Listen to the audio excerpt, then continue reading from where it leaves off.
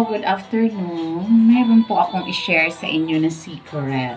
Ito ay ang ayan. Okay, so pag after nyong maligo, di ba, habang basa pa ang inyong buhok, maglagay lang kayo nito ng konti sa inyong palad. At then, rub nyo, swish, then ilagay sa inyong, ipahid sa inyong buhok. Ayan. Okay, so napakaganda nito sa ating buhok. Okay, so ito ang aking ginagamit. Alam nyo ba kung kapag gumamit kayo nito, mayroon kayong 5 benepisyong makukuha.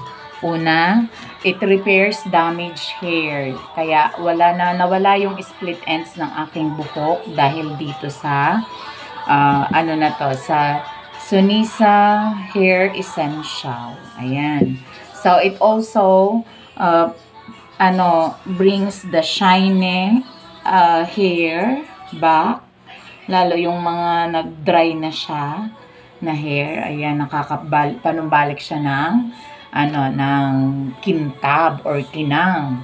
Then nakakapagpalambot, super lambot siya kahit hindi ka mag-conditioner. Pag nilagyan mo nito, napakalambot.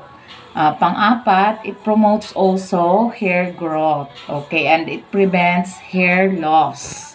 And then, of course, bonus na rin yung pagka-bangong amoy niya. Kaya napakaganda na gamitin sa ating mga buhok. Ayan napaka-bilis suklayin.